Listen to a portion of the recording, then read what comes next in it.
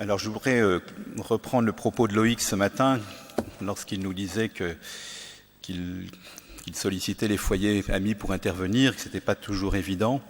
C'est vrai que quand Loïc nous a sollicités, je remercie ceux qui se sont désistés parce que finalement on a apprécié le travail que l'on a fait. Donc merci à eux. Et finalement c'est quelque chose qui est riche parce que ça nous oblige à travailler et on en sort effectivement enrichi. Alors Hervé et Thérèse Chavannes, nous avons 25 ans de mariage presque et 8 enfants. Certains disaient qu'ils en avaient 1 dans la communauté, 2 voire 3 ou même 0. Nous on en a 4 dans la communauté jusqu'au 25 juillet. C'est la colo et les camps.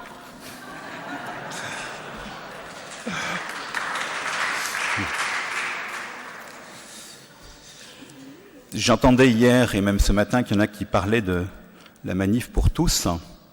Et il y a un slogan, un père, une mère, c'est élémentaire. On n'a pas dû être à la même manif parce que pour nous c'est complémentaire. C'est complémentaire parce que lorsqu'on a fait ce travail, j'ai l'habitude d'intervenir seul et je me suis dit, oulala, va falloir travailler à 2, c'est pas facile. Donc j'ai dit à Thérèse, tu fais dans ton coin, je fais dans mon coin et on met en commun. Eh bien, en mettant en commun, on s'est aperçu que chacun avait travaillé ce que l'autre n'avait pas fait. Après, c'est l'ordinateur qui a fait le reste. Alors, la joie et l'espérance de la famille, petite église domestique. On a commencé par chercher une définition de ce qu'est l'église domestique. Et il faut remonter à Saint Jean Chrysostome au IVe siècle, qui emploie cette expression. Dans ses homélies, il exhorte les fidèles à vivre en chrétiens, non pas seulement 1 ou 2 fois par semaine, lors de l'écoute des saintes doctrines, mais dans leur vie quotidienne. Dans ses homélies, il insiste sur la nécessité de préserver cette concorde entre ses membres, de pratiquer l'accueil et l'hospitalité avec les plus pauvres et les étrangers. Le pape François a dû s'en inspirer. Chez les évangélistes, les prémices de cette notion y figurent déjà. Saint Paul nous précise « Ne savez-vous pas que votre corps est le temple de l'Esprit ?» Et Saint Matthieu nous dit « Quand 2 ou 3 sont réunis en mon nom, je suis au milieu d'eux. » Monseigneur Jean-Louis Bruguès nous rappelle qu'à travers la famille s'expérimente quelque chose de l'amour de Dieu. On s'est appuyé aussi sur le catéchisme de l'Église catholique qui, en son article 1655, nous dit « Le Christ a voulu naître et grandir au sein de la Sainte Famille de Joseph et de Marie. L'Église n'est d'autre que la famille de Dieu. Dès ses origines, le noyau de l'Église était souvent constitué par ceux qui, avec toute leur maison, étaient devenus croyants. Lorsqu'ils se convertissaient, ils désiraient aussi que toute leur maison soit sauvée. Ces familles devenues croyantes étaient des îlots de vie chrétienne dans un monde incroyant. » Alors c'est vrai que ça devait être plus facile aux origines de l'Église puisqu'il y avait tout à faire, il n'y avait pas d'incroyants, alors qu'aujourd'hui, eh bien, on s'attaque à l'Église. Et c'est ce que nous précise l'article suivant. De nos jours, dans un monde souvent étranger et même hostile à la foi, les familles croyantes sont de première importance, comme foyer de vie vivante et rayonnante. C'est pour cela que le deuxième concile du Vatican appelle la famille avec une vieille expression « ecclesia domestica ». C'est au sein de la famille que les parents sont par la parole et par l'exemple pour leurs enfants les premiers héros de la foi au service de la vocation propre de chacun et tout spécialement de la vocation sacrée. Le pape, à l'occasion de son récent voyage, a bien compris l'importance et l'urgence de la famille qui constitue la plus grande richesse sociale que d'autres institutions ne peuvent remplacer. La famille doit être aidée et accompagnée. Dans les difficultés de notre existence, lui et Zélie Martin nous rappellent que Dieu veut une vie surabondante. Il la donne dans les familles par les enfants, mais il la donne aussi de bien d'autres manières. Il est donc important d'ouvrir nos cœurs pour savoir ce que le Seigneur veut donner. Mais comment le percevoir et comment aider nos enfants et notre conjoint à grandir ? Nous vivons dans le monde et nous le savons, ce qui vient de Dieu est attaqué de toutes parts. Nos familles ne sont pas épargnées. Dans mon travail, j'en fais l'amère constat au quotidien. Ce qui manque le plus, c'est l'amour, l'unité et la confiance qui passent par le dialogue permanent ou plus exactement par l'écoute, c'est-à-dire la présence et la compréhension. Ce qui manque aujourd'hui, c'est la joie qui rassure et fait grandir, et l'espérance qui permet d'avancer avec la certitude et la conviction que Dieu est avec nous. Malheureusement, dans notre monde, la joie est transformée en instantanéité, et l'espérance n'est pas comprise en raison du climat affectif qui oblige à vouloir sans attendre. Où trouver cette joie et cette espérance ? Dans la famille, nous en sommes convaincus. Mais pourquoi précisément dans la famille ? Ne serait-ce pas parce que la famille, en formant une petite église, Dieu y est présent ? Donc dans la première partie, nous verrons la joie et l'espérance de la famille. Pour commencer, essayons de rassembler les moments où se manifeste cette joie intense dans la famille. La joie de construire une famille, la joie de donner la vie, la joie de la naissance, la joie des sacrements. Chaque naissance, chaque enfant, chaque sacrement est une joie nouvelle, car ce n'est pas un recommencement, mais un acte nouveau à chaque fois, avec l'apparition d'un nouvel être, avec le désir propre à chacun de désirer de recevoir Jésus, par exemple. Dans une famille, la joie se manifeste par tel geste, de tel enfant envers son frère. Prenons par exemple un de nos petits qui finit l'assiette de son petit frère alors qu'il est obligé de la finir et qui par pitié l'aide même s'il n'aime pas. Donc joie de l'attention à l'autre. L'entraide dans une famille est source de grande joie. Parfois, il faut faire des choix pour les études de nos enfants, pour le choix des activités. Ainsi, quand ils viennent un an après nous dire merci d'avoir insisté ou tout simplement merci d'avoir dit non pour telle ou telle chose, ce merci manifeste la reconnaissance du bon choix pour nos enfants, mais aussi la maturité de la compréhension de la décision. Oui, par exemple, pour nos enfants qui passent le bac, ils ont ce qu'on appelle la procédure d'admission post-bac. Et on a une enfant qui voulait faire des études de droit, mais ce qu'elle avait choisi ne lui convenait pas.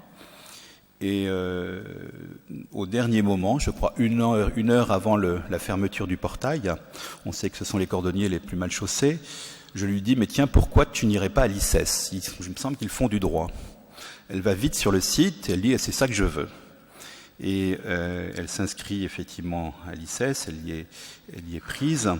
Et finalement, ce choix de dernière minute, aujourd'hui, on en est ravis, nous parents, mais elle aussi, parce qu'elle y a trouvé un réseau d'amis. Voilà. Donc, savoir être patient aussi, et effectivement, le Seigneur nous donne les choses à la dernière minute. Ça ne changera pas, ça. L'entraide est signe de cette gratuité dans laquelle nous éduquons nos enfants. Le temps donné à chacun, entre nous, avec nos enfants, entre frères et sœurs, est toujours source de joie, car elle est désintéressée. La joie de donner et de recevoir en retour sans l'avoir cherché est une vraie richesse pour tous. Chacun a le sentiment d'avoir fait quelque chose pour l'autre. C'est source de paix et cette paix n'a pas de prix. Dans nos familles, éduquons au don de soi, au détachement, à la confiance. Les relations de confiance sont en elles-mêmes source de joie. Cette confiance nécessite ce désintéressement. Ce n'est pas facile pour nos enfants qui voient autour d'eux des camarades qui, d'une certaine manière, sont achetés par leurs parents. Alors, on a souvent des conversations avec les enfants en disant, voilà, on n'a pas de camarades ou leurs conversations ne nous intéressent pas, ils ne regardent que des films vidéo, ils ne jouent qu'à la play. Donc, nos enfants, finalement, se sentent un peu démunis et à part face à ça. Parce qu'en fait, il y a un vrai décalage, je crois, entre l'éducation, les éducations, et la différence, c'est que nos enfants déracinent leur famille, leurs parents, mais le Christ aussi. Et ce décalage est source de souffrance pour nos enfants, mais en même temps, je pense qu'il est aussi, il est bénéfique d'une certaine manière dans la mesure où nos enfants comprennent mieux la réalité des choses et peuvent être amenés à prendre des décisions pour s'engager par la suite. Apprenons à nos enfants à donner du sens dans ce qu'ils font. C'est une richesse dont ils seront forcément heureux car elle les porte vers un intérêt supérieur. La joie n'apparaît que dans la vraie relation à l'autre. La confiance est donc nécessaire. Le désintéressement en est le fondement. La gratuité est la finalité qui ouvre le cœur de chacun à la réalité de l'autre. Ainsi donc, la joie n'existe que dans la relation à l'autre. Chacun dans la famille a donc sa place et contribue à développer ce climat de joie. Dans la surabondance, la joie ne peut se manifester car c'est la course à toujours plus.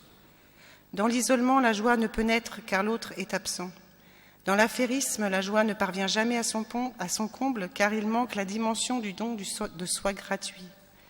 Le contexte d'aujourd'hui, s'il est un bon exemple de contresens, n'est pas facile à écarter tant il est appétissant et met en contradiction nos couples, nos familles et donc nos enfants. La joie, telle qu'on vient de la définir, nous oblige à des sacrifices. Renoncement aux facilités qui nous entourent, acceptation d'être différents. Nous le savons, ces sacrifices nous procurent la joie et l'espérance. Alors parlons de l'espérance. Tout ce que nous venons de dire sont des moments de joie intense. Il est finalement assez aisé d'y goûter, peut-être plus facilement dans nos familles. Mais combien de fois nos familles doivent faire face à des situations d'attente, de doute, de désespérance et d'inquiétude. Qu'est-ce qui nous différencie d'une famille lambda? C'est sans doute cette espérance qui nous permet de croire à des lendemains meilleurs. Mais plus que cela, c'est cette certitude que Dieu a quelque chose de bon pour chacun d'entre nous. Il a un plan pour chacun. Pourquoi un tel aura son bac à 17 ans et l'autre devra attendre 21 ans pour s'y mettre? Entre-temps, il y a des leçons de vie et il faut effectivement être patient par rapport à ça. Il y a parfois des parcours chaotiques et en tant que parent, il faut savoir accompagner ces parcours chaotiques tout en restant dans l'espérance et en encourageant nos enfants. La patience, c'est sûrement le meilleur chemin de l'espérance. Pour Dieu, le temps ne compte pas. Cette patience, c'est l'abandon en Dieu dans toute situation, mais pas de manière aveugle et illuminée. Il ne s'agit pas de dire, puisque Dieu est là, on va se mettre à prier et puis il nous obtiendra tout. Je crois qu'il faut aussi qu'on soit dans l'action. Notre action, elle est nécessaire car Dieu passe aussi par nous. Ne négligeons pas cet intermédiaire indispensable. Nous sommes là pour nous accompagner mutuellement, entre époux, pour nos enfants et par nos enfants. Mais combien de fois pouvons-nous être agacés? Il y en a toujours un pour prendre le relais, heureusement. L'espérance, c'est aussi l'encouragement à persévérer, à poursuivre, à accueillir tel ou tel choix qui n'est pas le nôtre, en tout cas pour le moment. Et lorsque l'on voit une résurrection, on est tous heureux, car elle se fait dans un climat de vérité et de sincérité. L'espérance, c'est la certitude qu'un meilleur nous attend l'autre. Ce n'est donc jamais seul que l'on avance dans l'espérance, c'est par les autres et avec le Christ. En tant que parents, nous ne sommes pas seuls. Les frères et sœurs sont aussi d'un grand secours et ils sont également ces intermédiaires. Et dans ces situations, on mesure que l'on n'a pas été si mauvais que ça et c'est réconfortant.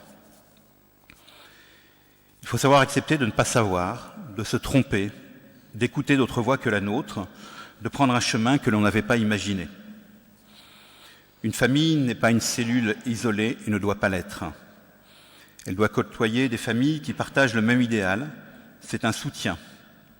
L'importance du soutien, de la famille, de l'éducation, des foyers amis sont indispensables. Finalement, cette joie et cette espérance sont-elles pour le bien des membres de la famille ou pour être témoins d'un modèle de vie? Les deux, mon capitaine. En effet, voulons-nous vivre repliés sur nous-mêmes ou être un exemple à suivre? Quel est l'intérêt de cette manière de vivre si l'ouverture aux autres n'est pas présente? Alors justement, pour qui cette joie et cette espérance? Cette manière de vivre dans la joie et l'espérance est avant tout pour l'équilibre des membres de la famille. Elle est première et nécessaire pour être regardée de manière particulière comme un modèle qui donne sens à la famille et à la vie de famille. S'il est exigeant et nourrissant et source de bonheur pour l'ensemble des membres qui composent la famille. Il est nourrissant, oui.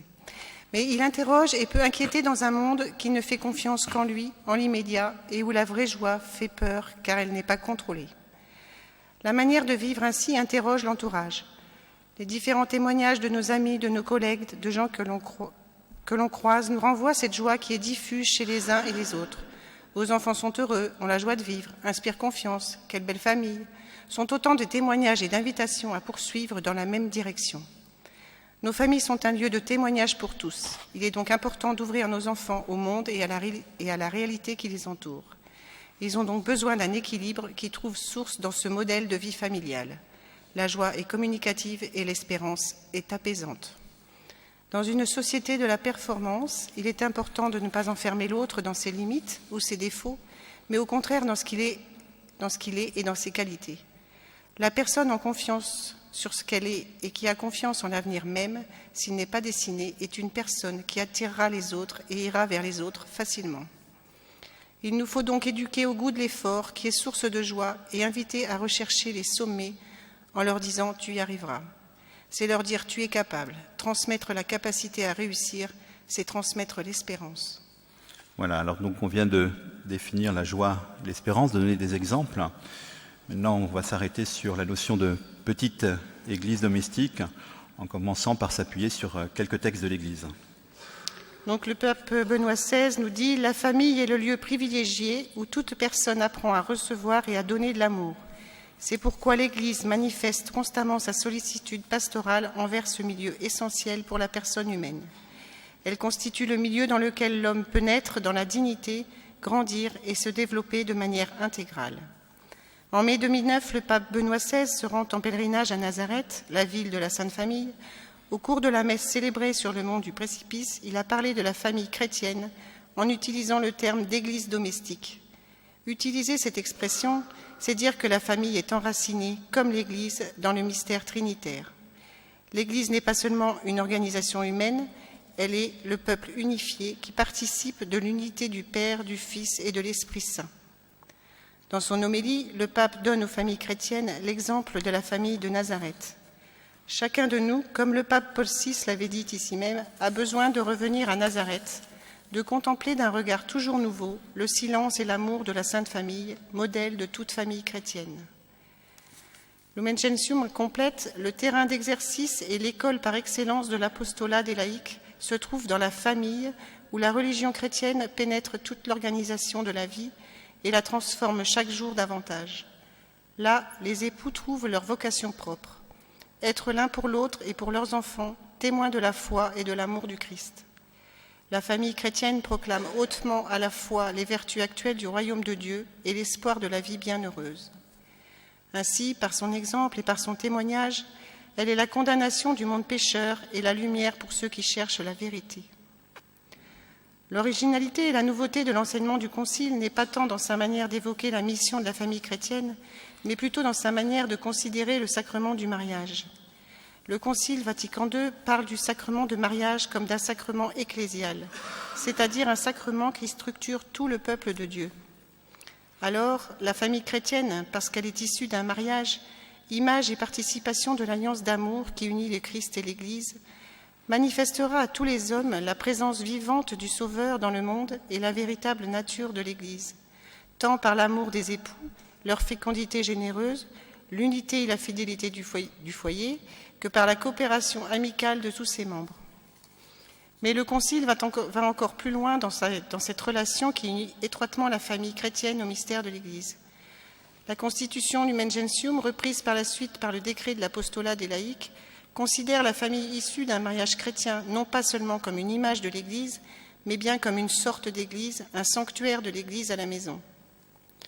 De leur union, en effet, procède la famille où naissent les membres nouveaux de la cité des hommes, dont la grâce de l'Esprit Saint fera par le baptême des fils de Dieu, pour que le peuple de Dieu se perpétue tout au long des siècles. Il faut que par la parole et par l'exemple, dans cette sorte d'église qu'est le foyer Ecclesia Domestica, les parents soient pour leurs enfants les premiers héros de la foi. Cette mission, la famille la remplira si par la piété de ses membres et la prière faite à Dieu en commun, elle se présente comme un sanctuaire de l'Église à la maison. En définitive, cette Église domestique qu'est la famille est une partie à part entière de l'Église. C'est pourquoi il lui est confié à elle aussi, comme à tout le peuple de Dieu, une tâche fondamentale, l'évangélisation. Alors, dans le quotidien, comment ça se traduit ? En tout cas, on essaye de le traduire. Cette joie et cette espérance, c'est au quotidien qu'elle se vit, dans les petites choses. Joie de rendre service, fierté de réussir quelque chose, un bac après 3 ans d'attente, par exemple, même dans les tâches répétitives. Joie de préparer le repas, joie de faire la vaisselle, joie de réussir une chose nouvelle pour faire comme le grand, joie du grand qui montre au petit comment faire, qui aide à faire le travail. Joie de se sentir aimé pour les uns et utile pour les autres. Cette croissance est naturelle, mais à nous, parents, de la faire grandir. Ainsi, à la maison, on a institué quelques rituels. Par exemple, à Noël, nous faisons des binômes. Chaque année, ils changent. À Noël, ils font un cadeau à leur binôme. Mais pendant l'Avent, ils sont l'ange gardien de leur frère ou de leur sœur. Ils doivent veiller sur leur binôme et être exemples. Ces temps les rapprochent. Un autre exemple qui met plein de joie dans la famille, une fois par an, on fait des équipes, le temps d'un dîner. Autant d'équipes, autant de dîners. Un thème, Et autant de kilos après. un thème, un budget. Chacun s'organise pour préparer la déco, le repas, le service. Tous participent, du plus grand au plus petit. Chacun fait attention à l'autre. Certains doivent faire l'effort de partager, d'être attentifs à ce que tous fassent quelque chose. Mais tout le monde y met du sien. C'est l'occasion de complicité, de voir les facettes des uns et des autres. Des soirées toujours réussies, pleines de joie, avec des souvenirs qui sont repris et qui donnent l'occasion de se rapprocher les uns des autres. C'est un moment idéal pour apprendre à renoncer à son égoïsme. La famille, c'est le lieu où l'on rencontre l'autre et où l'on apprend à l'accepter tel qu'il est. Tous ont des talents différents et il faut apprendre à les apprécier et à accueillir que l'autre ne fasse pas comme l'on souhaite ou de la même manière que soi. Ces temps permettent aux uns et aux autres d'apprendre la différence et la richesse que l'autre peut apporter dans cette différence. C'est donc une école de vie. La famille qui est une école de vie est aussi une école de foi, de paix et d'espérance au service du bien commun. Ce qui se vit dans la famille se vit dans la société, ou plutôt peut se vivre dans la société. Par l'apprentissage de la vie tournée vers l'autre, les membres de la famille peuvent exporter ce qui se passe dans la famille vers la société. On peut donc accepter plus facilement les autres dans leur fragilité. La famille est le lieu par excellence pour apprendre à aimer l'autre tel qu'il est et l'aider à avancer. Ainsi, dans nos familles, il est essentiel de chercher le meilleur chez l'autre. C'est ce qu'on appellera la pédagogie positive. Peut-être certains en ont entendu parler. Simplement, cette pédagogie positive reprend un certain nombre de concepts, mais sans forcément de racines, ou en tout cas pas ancrés sur le Christ. Donc pour nous, comme on sait que le Christ est là, eh bien c'est Dieu qui est à l'origine de cette joie et qui offre cette espérance. Ainsi, la famille est un havre de paix, de joie et d'espérance. Il y a une joie à vivre en famille, même si ce n'est pas facile tous les jours. En accueillant l'autre tel qu'il est, on aide chaque membre de la famille à sortir du jugement. Il faut au quotidien être présent, disponible et ouvrir la boîte à dialogue au bon moment. Et là, je tiens à remercier Thérèse, parce que c'est vrai que je ne suis pas forcément toujours présent. Je m'occupe davantage de l'éducation des autres que de celle de mes enfants. Ça, c'est terrible. Ce moment n'est pas programmable. Là aussi, l'espérance tient lieu de confiance. Laissez venir et agir au moment opportun. L'Esprit Saint, lui, sait, laissons-le agir. Donc avec les petits-enfants, c'est facile. Quand ils sont au lit à 7 heures, on est tranquille. Puis quand ils commencent à grandir, on veut se coucher, c'est là qu'ils débarquent. Et donc il faut être présent et disponible et jamais reporter au lendemain. Mais ça, je n'apprends rien. La famille est donc un lieu d'unité, de dialogue et de construction, d'apprentissage, de sécurité et d'épanouissement. Il y a le quotidien et les occasions qui sortent de l'ordinaire qu'il faut susciter. C'est donc une petite communauté qui a ses règles, ses piliers et son mode de vie. Mais comme le Christ y est présent, dès le sacrement de mariage, la famille forme une petite église. Alors dans cette dernière partie, donc on a souhaité faire un parallèle entre cette petite église et l'église universelle. Ce qui se vit dans cette église universelle peut et doit se vivre dans nos familles. Donc nous ferons un parallèle entre ces deux institutions du Christ. Comme l'église, la famille a sa liturgie, nous redit Monseigneur Bruguès. Il rajoute: on y transmettra la foi, on y commentera la parole de Dieu, on s'efforcera de mener des relations fondées sur la justice et la charité. Ainsi, quand on va à l'église, on prie, on va demander pardon, on va être pardonné par le sacrement de confession, on va donner, on rendre des services, on va vivre de la charité, on va partager et on va être nourri, bien sûr. Bien, dans nos familles, c'est la même chose. La prière y est présente, le pardon est essentiel et doit être présent. Les services, l'apprentissage et la gratuité sont là, le partage, l'attention à l'autre sont fréquents. Et la nourriture aussi est nécessaire. Mais c'est parce que l'on vit ça dans nos familles, la prière par exemple, que nos enfants vont plus facilement à l'église, ou en tout cas peuvent mieux en comprendre le sens d'une prière, de la messe. Ils ne vont pas à l'église, ils ne vont pas à la messe, comme ils vont participer à une manifestation festive. Et c'est ce que l'on voit malheureusement souvent pour ceux qui n'y sont pas habitués. Dans notre, on essaye d'instituer effectivement un coin prière. Alors ça dépend des maisons. Il y a des maisons dans lesquelles la niche est déjà toute faite, donc c'est beaucoup plus facile. Pendant le temps de prière, on essaye aussi de se demander pardon aux uns et aux autres. Et puis on a aussi institué le Bénédicité. Donc cet apprentissage de la prière au quotidien, comme nous le demandait Saint Jean Chrysostome. La famille, c'est une belle aventure. C'est long, pas toujours facile, mais avec l'aide du Christ, il est possible de vivre ensemble. Le Christ est indispensable dans la vie de famille. Il est la source et il donne sens. Et j'ai mis entre parenthèses, il donne sens au Domini, puisque c'est le Seigneur qui a donné sens ici. La famille, c'était juste un jeu de mots, pardon. Vous étiez tellement captés que j'ai pas pu, débrider. La famille n'est pas un espace protégé, mais le lieu où peut se vivre en toute sa profondeur le mystère de la Pâque du Christ. C'est un cadeau du ciel si le Christ a sa place. Il fait des merveilles. Il faut nous souvenir en permanence que le Christ est là, jusqu'à la fin des temps, dans notre maison, au cœur même de notre couple et de notre famille. La famille fait partie de l'Église. Pour conclure, on peut dire que la famille, c'est un lieu de vocation, de construction et de témoignage. La famille est l'avenir de l'humanité. Le pilier de la famille, c'est la fidélité de l'amour conjugal. La famille est au service de l'humanisation de la société. Ce n'est pas une charge supplémentaire d'être considéré comme église domestique. C'est plus une nourriture qu'une exigence. Ce n'est que parce que l'on arrive à vivre notre foi dans nos relations chez soi que nous y arriverons avec les autres. L'Église soutient la famille et la famille enrichit l'Église. Et pour terminer, je voudrais donner quelques recettes. Je sais que les dames en sont friandes. Mais comme c'est un cocktail, ça intéresse aussi les hommes.